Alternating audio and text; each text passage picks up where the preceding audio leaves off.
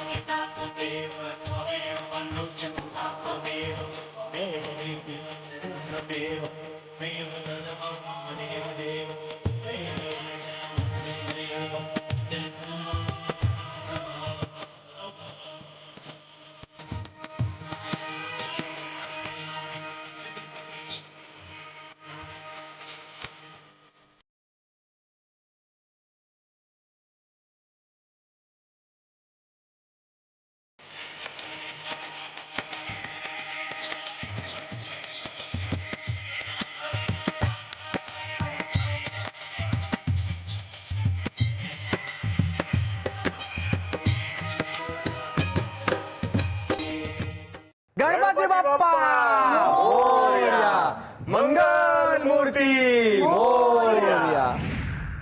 मंडळी, आपल्यासोबत आहे आज स्वराज्यरक्षक संभाजी या मालिकेचं कुटुंब. अमोल सर, काय सांगाल? मुळात स्वराज्यरक्षक संभाजी मालिका करणं, मला वाटतं हे झी मराठीनं फार मोठं एक योगदान दिलेलं आहे संपूर्ण महाराष्ट्रासाठीच. कारण आजतागायत स्वराज्याच्या दुसऱ्या छत्रपतींची कहाणी सांगणारी मालिका ही कुठेच आलेली नव्हती आणि त्यामुळे झी मराठीने हे पाऊल उचललं. त्यामुळे एक शिवशंभू भक्त म्हणून खरं तर मी झी मराठीचा खरं तर यासाठी ऋणी आहे. ही मालिका करताना जगदंब क्रिएशन्सचा जो एक मूळ हेतू आहे तो एवढाच आहे की इथून पुढं कुठल्याही तरुणाला, कुठल्याही माणसाला जर विचारलं तर तू कुठून येतोस, तर त्या माणसाचं उत्तर हे असलं पाहिजे, मी त्या महाराष्ट्रातून येतो ज्या महाराष्ट्राला छत्रपती शिवरायांनी जगायला शिकवलं आणि छत्रपती संभाजी महाराजांनी लढायला शिकवलं, त्या महाराष्ट्रातून मी येतो. तर हा एक हेतू घेऊन पुढे चाललो आहोत आणि महाराष्ट्रभरातल्या, महाराष्ट्राबाहेरच्या ज्या शिवशंभू भक्तांचं उदंड प्रेम आणि उदंड प्रतिसाद या मालिकेला मिळतोय त्याबद्दल त्या सगळ्यांचे आम्ही मनापासून ऋणी आहोत. क्या बात आहे, क्या बात आहे. संतोष सर, तुम्ही काय सांगाल? स्वराज्यरक्षक संभाजी, मला असं वाटतं की ही एक सिरियल नसून, एक डेली सोप नसून, ही आपली एक संस्कृती आहे. आपला एक विचार आहे जो झी मराठी मार्फत जगदंब क्रिएशन्स तुम्हा सर्व लोकांसमोर मांडते आहे. त्यामुळे ही संस्कृती, हा एक संस्कार तुमच्यावर होतोय नकळतपणे आणि तुमचा त्याला भरभरून प्रतिसाद मिळतो आहे. त्याबद्दल तुमचेही आभार. आणि याही पुढे ह्या मालिकेमध्ये महत्त्वपूर्ण ऐतिहासिक महत्त्व असलेल्या घटना घडणार आहेत ज्याच्याने आपल्याला सगळ्यांना शिकण्याजोगं काहीतरी असणारच आहे. त्यामुळे खूप मूल्य असलेली एक मालिका आम्ही तुमच्यासमोर पेश करू शकतोय, याचा मला खूप आनंद आहे. प्राजक्ता, तू काय सांगशील? ही मालिका म्हणजे औरंगजेबाच्या 5 लाख फौजेशी सलग 8 वर्षे कडवी झुंज देणारा मराठ्यांचा दुसरा छत्रपती. ज्याने वयाच्या अवघ्या 32व्या वर्षी कराल काळाच्या वेदीवर आपलं मस्तक ठेवलं, परंतु छत्रपती शिवाजी महाराजांच्या स्वराज्यातील एकही महत्वपूर्ण किल्ला दिला नाही किंवा आरमारातील जहाज गमावलं नाही. गेली 350 वर्षे या कवी राज्यकर्त्याची, पराक्रमी सेनानीची सह्याद्रीच्या दऱ्याखोऱ्यांनी, सागरखड्यांनी सांगितलेली एक चित्तथरारक, वादळी आणि वास्तव गाथा म्हणजे स्वराज्य रक्षक संघ. क्या बात आहे. क्या बात आहे, क्या बात आहे. पल्लवी मॅम, तुम्ही काय सांगाल? स्वराज्य रक्षक संभाजी हे नाव जे आहे ना, ह्यातच खूप वजन आहे. संभाजी महाराज आजपर्यंत त्यांचा इतिहास कोणालाच माहीत नव्हता, म्हणजे बऱ्याच जणांना माहीत नव्हता. अनेक पुस्तकांमधनं वेगवेगळ्या पद्धतीने तो लिहिला गेलाय. तर सगळ्याचा अभ्यास करून आमच्या लेखकांनी आणि टीमनी योग्य पद्धतीने लोकांना पूर्ण व्यवस्थित इतिहास कळावा ह्याचा पूर्ण प्रयत्न केलाय.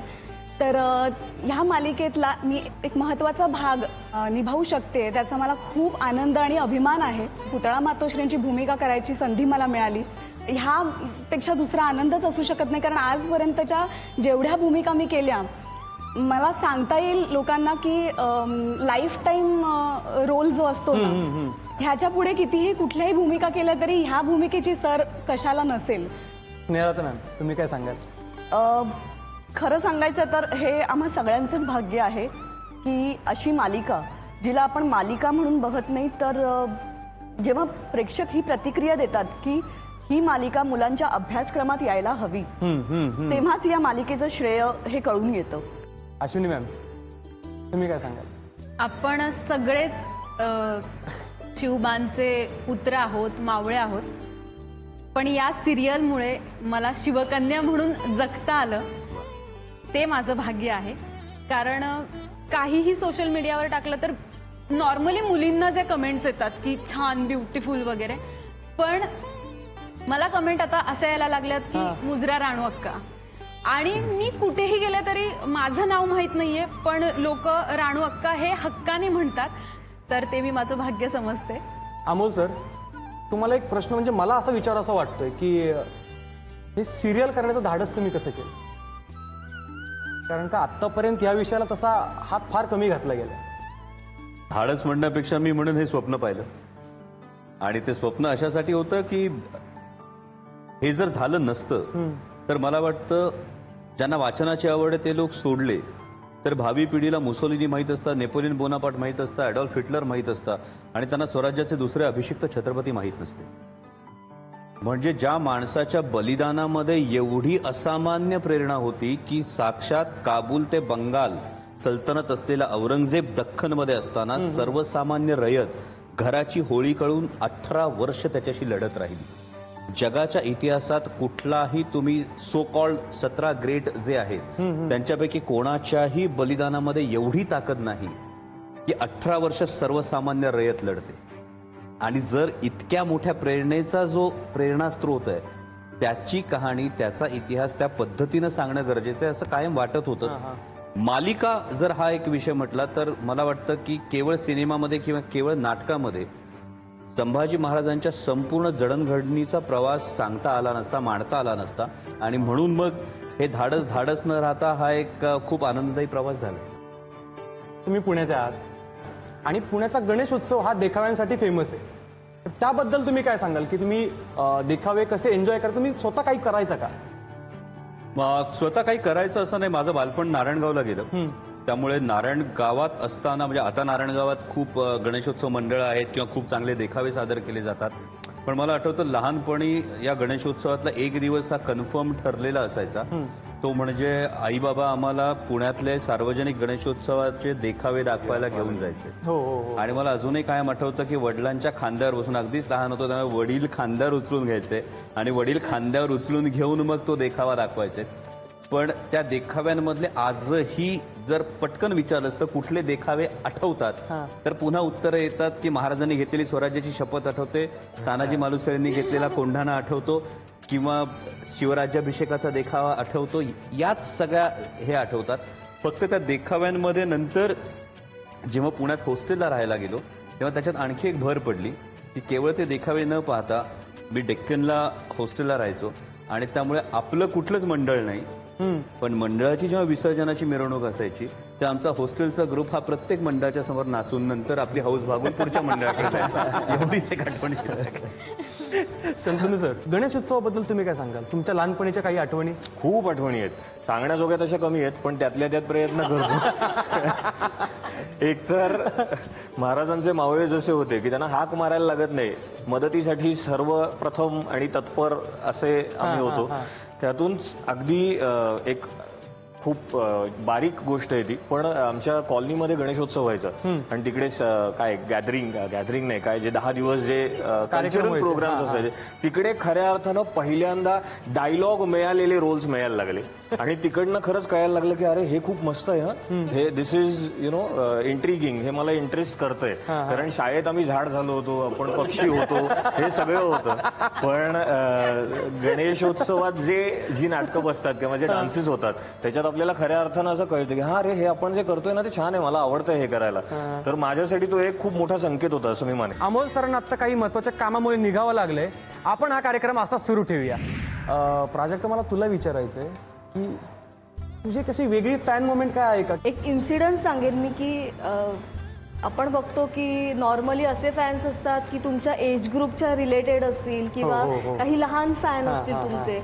पण मला स्वतःला वैयक्तिक असा अनुभव आला की आपली वारी असते, म्हणजे मी दरवर्षी जाते दर्शन करण्यासाठी माऊलींचं. सो मी यावेळेसही गेले आणि मी फुलेनगरला जिथे पालखी थांबते त्या मंदिरात तिथे दर्शन घेतलं आणि परतीच्या वाटेला निघाले तेव्हा एक वयस्कर आजोबा तिथे आले आणि अचानक येऊन ते माझ्या पाया पडले. त्यांच्या डोळ्यातनं अश्रू आले आणि मला 2 मिनिट काहीच समजलंच नाही की आजोबा तुम्ही काय करताय. तर म्हटलं, अहो मी तुमच्यापेक्षा खूप लहान आहे, मी तुमच्या नातीच्या वयाची आहे, तर तुम्ही प्लीज माझ्या पाया पडू नका. तर त्यावेळेस जे त्यांनी आन्सर केलं ते मी कधीच विसरू शकत नाही की मी तुझ्या नाही पाया पडलो, तर तुझे कॅरेक्टर करतेस, तुझी भूमिका करतेस, त्या भूमिकेचा आदर म्हणून मी तुझ्या पाया पडलो. अश्विनी, तू गणेशोत्सवाबद्दल काय सांगशील? आमच्याकडे घरी गणपती नसतो, त्यामुळे नाथसाहेबाच्या मंदिरात जो गणपती असतो तोच आमचा गणपती. तर आरतीला जाणं, मोदक चोरणं या गोष्टी तर केल्या. पण विसर्जनाचं मला खास सांगायला आवडेल, कारण आमचा ट्रॅक्टर विसर्जनाला असतो, त्यामुळे ते एक असतं की पुढे बसायचं, कारण ट्रॅक्टर आमचा आहे. तर तो एक ॲटिट्यूड नेहमी, जेव्हाही कधी विसर्जनाला जायचे तेव्हा तो ॲटिट्यूड असायचा. तर ते एक खूप महत्वाचं मला वाटतं. आपण एक काम करूयात, एक रिलॅक्स व्हायला गेम खेळूयात, ठीक आहे? आता जरा फोडाफोडी करूयात. म्हणजे आपला पुढचा खेळच असा आहे की तुम्हाला मडकं फोडायचंय. ते असं करायचं आपल्याला की आपले 2-2 जणांचे संघ आहेत, एकाच वेळेला पट्टी बांधली जाईल, हातात ती काठी दिली जाईल आणि ते मडकं फोडायचे. जो आपला टीममेट असेल तो आपल्याला गाईड करेल आणि ऑब्व्हियसली जे अपोजिटवाले असतील ते मीच गाईड करतील. स्नेहलता मॅम आणि पल्लवी मॅम, तुम्ही एका टीममध्ये या आणि तुमची एक टीम आहे. सगळ्यात पहिलं कोण येईल खेळायला? लहानांना आम्ही प्रोत्साहन देतो नेहमी, सो आमच्या घरातल्या लहान मुलांनी आधी पुढे यावं.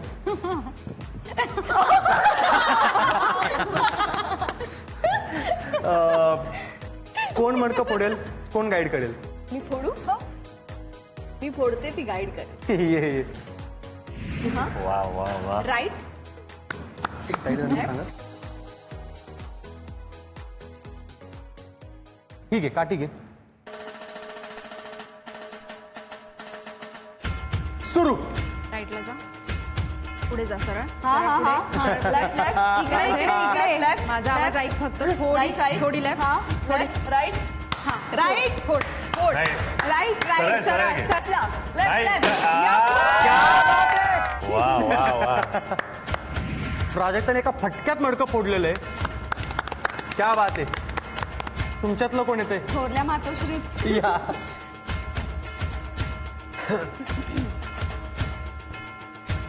आम्ही गाईड. हा, ही तुमची काठी. Right, left left left. सरळ जा, सरळ जा. लेफ्ट. नाही नाही नाही, तू लेफ्ट जा, सरळ जा. मार मार मार. ये क्या बात आहे. थँक्यू. आता आपल्या कहाणी में ट्विस्ट आहे. शंतनू सर, आता तुम्ही येणार मडकं फोडायला ओके. आणि दोघी जणी गाईड करतील आणि दोघी मिस गाईड. तर मग बघूयात कोण गाईड करतोय आणि कोण मिस गाईड. येस, ही तुमची काठी आणि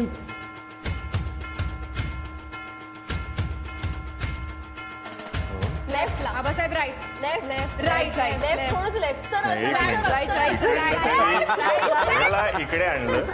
इकडनं मी जिकडे होतो तो होतो. तुम्हाला साधारण लक्षात आलंच असेल काठी तरी मडकं तिकडे हलवलंय. ये बा. इथून आता आपण वळूयात आपल्या आवडत्या गोष्टीकडे, म्हणजेच भजनाकडे. चला, मंडळी जमली आहे, वातावरण निर्मिती सुद्धा झाली आहे. चला तर मग आता आपण भजनाला सुरुवात करूयात. अवघाची संसार सुखाचा करीन, अवघाची संसार सुखाचा करीन.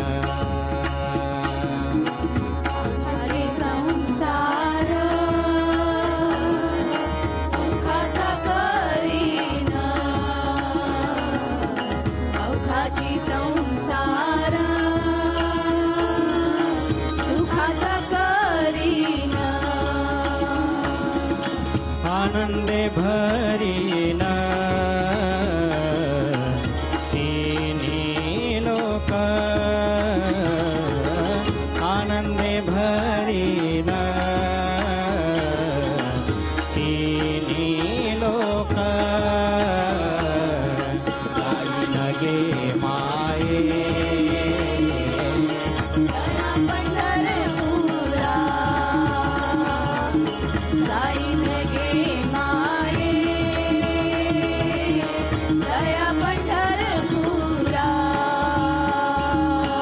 भेटेन माहेरा आपोलिया, भेटेन माहेरा आपोलिया. जाईन गे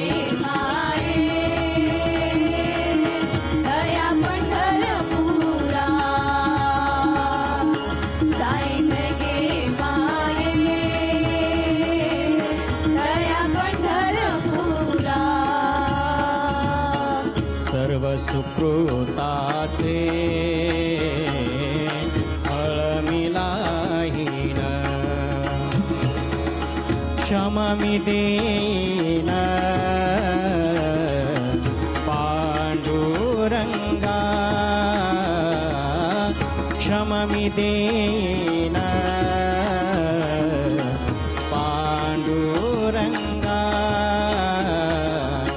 जाईन गे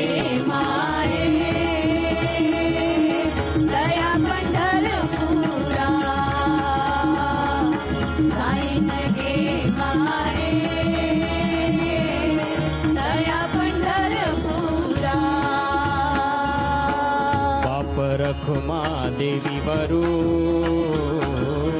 विठ्ठलाची भेटी, आपुले संसाटी करोनी ठेला.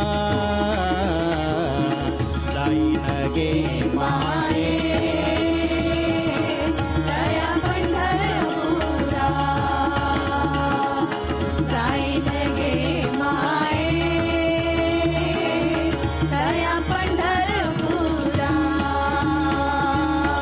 भेटे नमा